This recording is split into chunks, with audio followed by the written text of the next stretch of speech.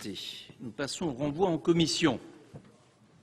Monsieur Pierre-Yves Collombat, les membres du groupe socialiste apparenté et rattaché, ont déposé une motion sous le numéro 50. Et je donne la parole à Monsieur Pierre-Yves Collombat, auteur de la motion.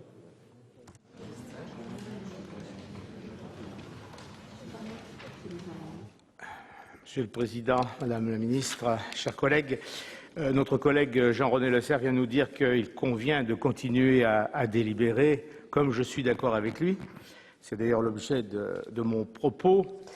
Et surtout, parce que je considère que 5 questions essentielles, malgré tous les efforts qui ont été faits, n'ont été que contournées. Première question, faut-il continuer à légiférer hors sol? Autrement dit, sans avoir les moyens d'appliquer correctement ce que l'on vote. La lecture du dernier rapport de la Commission d'analyse et de suivi de la récidive, celle du rapport de Jean-René Lecerf, sont édifiants. La Commission de suivi relève que les moyens d'application effective des précédentes lois manquent. Ainsi, l'injonction de soins stagne, faute de psychiatres et de thérapeutes formés au traitement de la délinquance sexuelle. Je cite notre rapporteur cette fois, l'évaluation de la dangerosité est aujourd'hui très insuffisante en France. Les grandes insuffisances du système français sont notables, signale encore Jean-René Lecerf, conclusion confirmée par le professeur Senon que nous avons auditionné à la commission des lois. La commission de suivi regrette, elle, qu'aucune évaluation des mesures de sûreté mises en place depuis la loi Perben II n'ait été faite.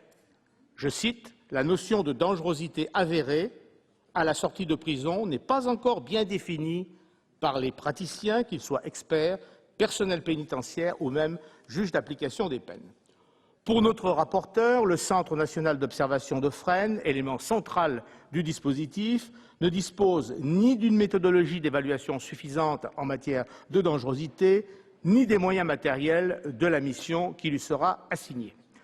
Selon Jean-Louis Senon, pas plus de 3 ou 4 équipes seulement sont susceptibles en France de traiter les délinquants sexuels présentant des troubles de la personnalité ou du comportement.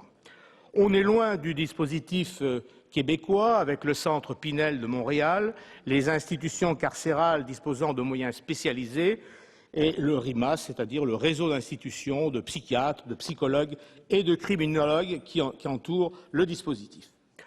Deuxième question, jusqu'à présent, lutte contre la récidive, particulièrement en matière sexuelle, a surtout signifié alourdissement des peines et simplification des procédures.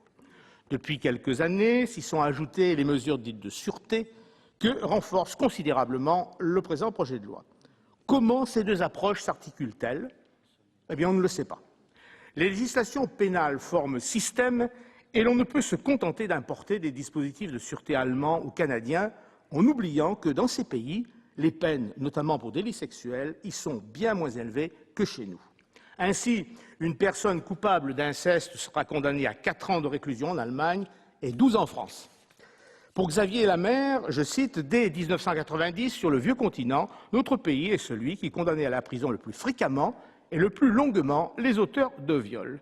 Selon les statistiques du Conseil de l'Europe, au 1er septembre 2005, la part des détenus condamnés pour une peine égale ou supérieure à 10 ans, hors perpétuité, est plus élevée en France, 21,5%, que dans la plupart des autres pays de l'Union européenne, particulièrement ceux qui pratiquent les mesures de sûreté.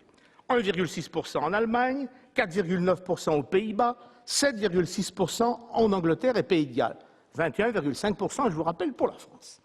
Alors, peut-on sérieusement continuer à empiler les dispositifs répressifs les uns sur les autres sans se poser la question de leur efficacité et de leur articulation? Peut-on se satisfaire de voir la France conjuguer les pénalités à durée déterminée les plus lourdes, les peines incompressibles les plus longues, la détention à perpétuité, avec l'équivalent des peines à durée indéterminée des anglo-saxons? Troisième question, la rétention de sûreté peut-elle trouver sa place dans notre code pénal? En France, à ce jour, et les collègues l'ont rappelé, une condamnation pénale résulte obligatoirement d'actes intentionnels ayant ou non créé un dommage, d'actes non intentionnels ou de l'omission d'obligation ayant créé un dommage, d'actes préparant manifestement la commission de délits. C'est le cas, par exemple, de l'association de malfaiteurs. La rétention de sûreté, vous le savez, n'entre dans aucun de ces cas. Pas d'acte intentionnel ou de mission d'obligation, pas de préparation d'actes délictueux identifiables, pas de dommages constatables ou de victimes, simplement une probabilité de récidive, autant dire un état de la personnalité. Qu'on les appelle peines ou mesures de sûreté, les sanctions prononcées par des juridictions pénales sont, chez nous, des peines. Peine principale, peine complémentaire, modalité d'application de la peine. Le nouveau code pénal le dit expressément, les jurisprudences du Conseil constitutionnel, de la Cour européenne, des droits de l'homme, de la Cour de cassation le confirment. C'est pourquoi la surveillance judiciaire, après la libération du condamné, n'a pu être étendue, malgré le souhait du gouvernement, au-delà de la durée des réductions de peine dont il a pu bénéficier. Surveillance judiciaire, suivi socio-judiciaire, placement sur surveillance électronique mobile sont des modalités d'application de la peine. Proportionnée à la gravité de l'infraction, la peine a aussi une limite. Limite qui peut être celle de la vie du condamné, mais une limite. Sa peine exécutée et la réparation accomplie, l'auteur des faits sort du champ pénal. Avec la rétention de sûreté, tout se brouille. Étrange chimère, elle tient à la fois de la peine, de la mesure de police et du soin médical. Une peine. Elle est en effet prononcée par des magistrats, elle ne s'applique qu'à des personnes par ailleurs lourdement condamnées. Pour être compatible d'ailleurs avec l'ordre juridique existant, elle doit obligatoirement être une peine. Elle ne saurait donc être appliquée rétroactivement. Si la détention de sûreté prononcée dans le cadre de l'exécution d'une peine est une peine, celle prononcée après son exécution n'est pas une peine.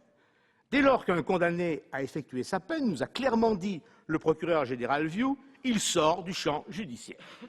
Ne peut pas non plus être une peine le placement sous surveillance électronique mobile prononcé après l'exécution de la peine. Alors, si ce n'est pas une peine, c'est une mesure de sûreté, c'est-à-dire une mesure de police. Une mesure de police qui s'origine non dans une infraction, mais dans le risque qu'une personnalité fait courir à la société, indéfiniment renouvelable. C'est donc pas une peine.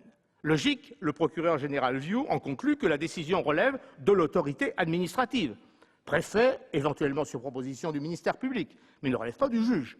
Pour lui, permettre au juge pénal de prononcer des mesures restrictives de la liberté, indépendamment d'une reconnaissance de culpabilité, brouille les rôles, puisque le juge rend des décisions de police. Il y voit une rupture avec l'état de droit en vigueur et un retour en arrière. Retour en arrière encore plus considérable qu'il ne l'imagine, puisque sont ainsi passées pour profits et pertes la Déclaration des droits de l'homme et la Convention européenne du même nom. Donner à une autorité administrative le pouvoir de priver de liberté à vie une personne exempte de maladie mentale et pénalement responsable, telle est la rétronovation apportée par la rétention de sûreté.